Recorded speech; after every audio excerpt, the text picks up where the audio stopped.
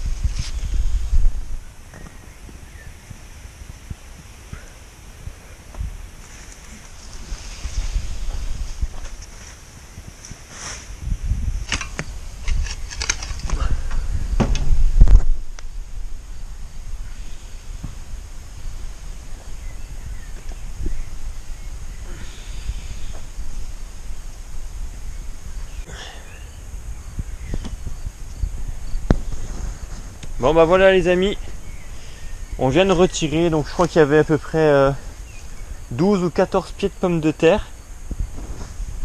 Donc c'était la variété Jeannette, de la pomme de terre primeur.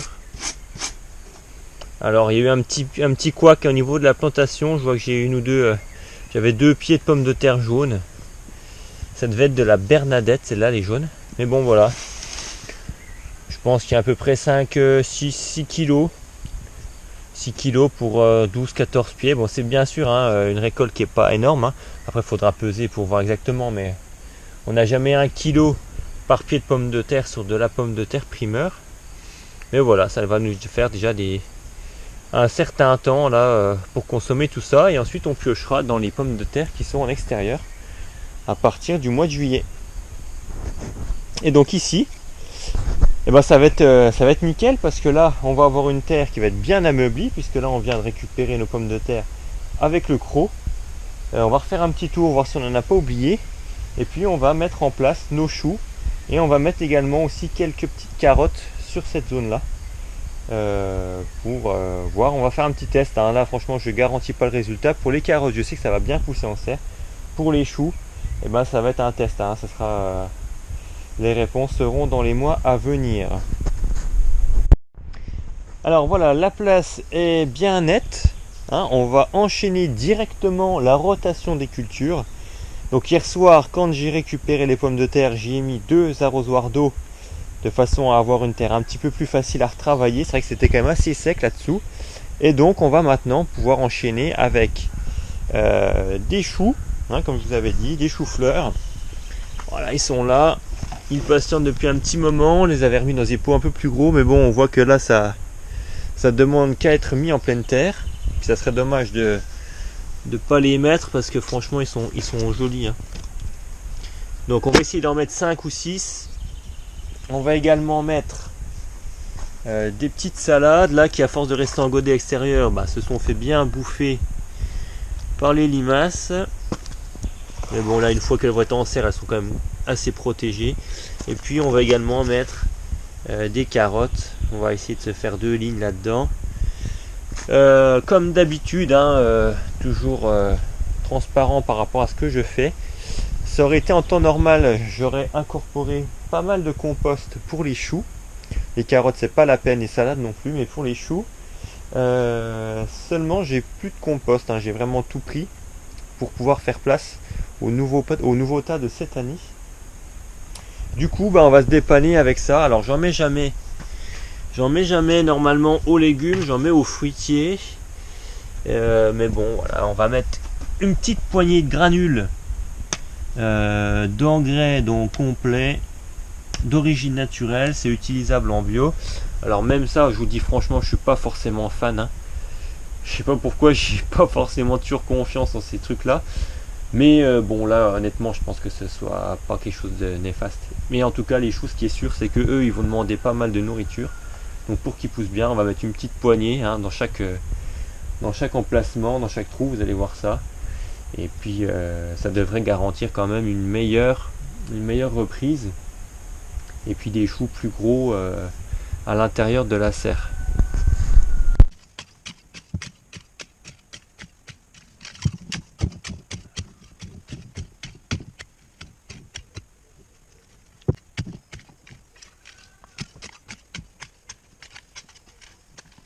Donc on va les placer de cette façon là, qu'ils aient au moins 60 cm d'espacement entre chaque plan. Hein, parce que là c'est donc les choux-fleurs ici, c'est les plus petits. Et là les brocolis ça prend vraiment beaucoup de place hein, une fois que c'est vraiment en taille maximale. On mettra donc les carottes juste à côté et puis les salades elles prendront place. Hein, on mettra 3-4 salades. Le temps qu'elles poussent, qu'on les récolte, les choux seront encore pas immenses. Donc ça gênera pas trop. Donc c'est parti, on va mettre ça en place.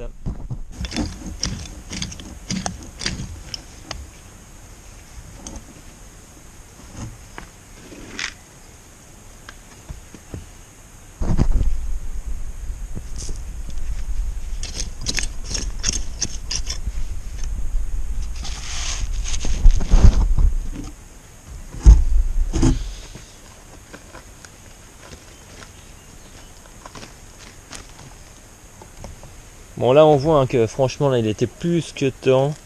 On va bien enlever le chignon là, j'espère qu'ils vont bien repartir avec ça. J'avoue que je savais plus trop où les mettre. Et que là, bah là la place pour eux va être vraiment bienvenue.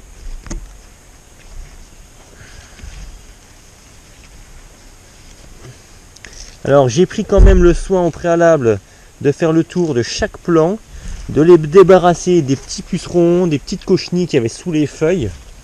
Parce que alors là, dans la serre, ils vont vraiment avoir toutes les conditions pour se développer un max. Donc, voilà, j'ai pris le temps de regarder sous chaque feuille. En général, les pucerons, ils sont au revers des feuilles. Donc voilà, il y avait des petites taches, des petites grappes de cochenilles blanches aussi. Donc tout ça, voilà, a été bien décapé. Normalement, voilà, je vais surveiller quand même de près sur les premiers jours. Mais après, dans la serre, on est quand même plus ou moins, enfin, je dis bien plus ou moins, hein, c'est pas qu'il n'y en a pas dans la serre. Hein. Mais normalement il y en a beaucoup moins dans la serre qu'en extérieur. Les papillons ont du mal à rentrer, les altises aussi, mais bon, à surveiller. Et puis je mettrai peut-être un petit filet par dessus si je vois que ça se fait pas mal attaquer. On va faire comme ça sur nos 5 pieds et puis ensuite on passera à la plantation des salades et au semis de carottes. Alors les choux sont en place, ça y est, on a trouvé 5 places avec un espacement correct. On va y intercaler donc les petites salades. On va mettre une ici, une un petit peu derrière. Là-bas, il faudra faire le tour. Et puis, donc cette fois, pas besoin de mettre les petits granulés d'engrais. Là, juste comme ça, c'est pas très gourmand la laitue. Il n'y a pas de souci. Donc là, un petit trou, on dépote. Voilà. Là, la terre est bien meuble cette fois.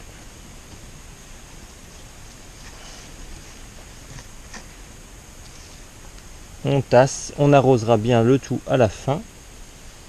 Et puis voilà, ainsi de suite pour les autres. On va faire le tour.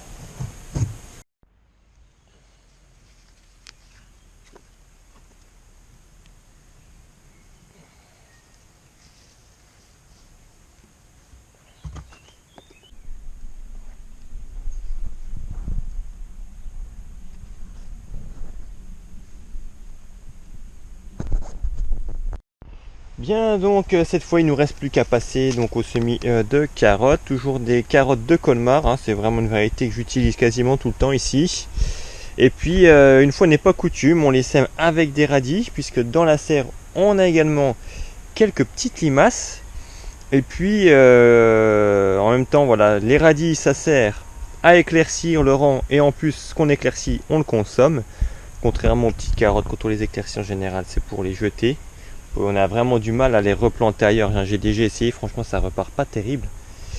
Donc voilà, on va dire 80% de carottes, 20% de radis. Il faut vraiment que la proportion Suite à un petit couac de batterie, j'ai semé les carottes et les radis sans vous, mais bon là rien de sorcier. Un petit sillon le long du grillage, enfin, environ à 10 cm, puisque là les melons vont venir sur la structure, donc pas être trop près non plus. Donc à 10 cm, des carottes à environ 5 mm de profondeur, des radis tous les 5 cm pour que ce soit pas trop dense. Et j'ai également semé des radis et des carottes là dans les petits interstices. Voilà, ils sont dans les zones là. Vous avez bien compris non plus que j'étais pas un adepte du paillage systématique. Là j'en suis encore à me poser la question, savoir ce que je vais faire de cette zone là. Je préfère densifier les cultures, hein, qu'elles se referment, qu'elles laissent plus passer de lumière et qu'il y en ait un maximum plutôt que de pailler partout. Enfin, ça dépend vraiment des cultures. Donc là je sais pas encore, hein. Je vais voir comment que ça évolue comme ça. Alors pour finir avec ces travaux de printemps, puisque le printemps c'est d'ici quelques jours, il nous restera plus qu'à planter nos godets de haricots verts, hein, des haricots nains. La variété c'est Serengeti, c'est vraiment une super variété. Alors je ne sais plus si je vous l'ai déjà expliqué, hein, en tout cas je vais le faire comme ça au moins je serai sûr que ce sera fait. Pourquoi j'opte pour cette variété là? Donc déjà parce que c'est une variété qui, même si on l'oublie, reste sur des petits haricots fins, sans fil. On peut partir en vacances sans problème et revenir avec des haricots qui sont encore mangeables. Mais l'inconvénient c'est qu'ils sortent vraiment de façon peu puissante. Ils poussent lentement, c'est pour ça que je les fais tous en godet. Hein, sinon les limaces passent par là et puis j'ai un pied sur 10 qui a survécu à l'attaque des limaces quand c'est pas du 100% de détruit. Donc voilà pourquoi sur cette variété là je sème en godet. Il y a des variétés bien plus puissantes, hein, des variétés comme Talisman, Cupidon, Contendeur, c'est ce que j'avais en premier. Ça sort vraiment hyper vite, ça pousse très vite et là ça se fait pas trop manger. Par contre au niveau du goût, bah, c'est pas la même chose, hein, ça n'a rien à voir. Donc voilà, nous on préfère avoir vraiment de la qualité et puis quitte à avoir des petits inconvénients comme préparer tous nos plants en godet. Et donc voilà, bah, ils prennent place petit à petit, hein, c'est vraiment les derniers plants à rejoindre le potager pour l'été. Et puis maintenant il n'y aura plus qu'à entretenir le tout avant des semis de salade au mois de fin juillet début août et la préparation du potager d'automne. Donc voilà, on clôturera donc le bal des plantations cet été, enfin ce printemps pardon, avec ces haricots nains. Comme d'habitude, si la vidéo vous a plu, vous a intéressé, n'hésitez pas à mettre un petit pouce bleu, hein, ça n'en sera que bénéfique pour la chaîne. N'hésitez pas aussi à vous abonner si ce n'est pas déjà fait. Et quant à moi, je vous dis à très bientôt. Salut!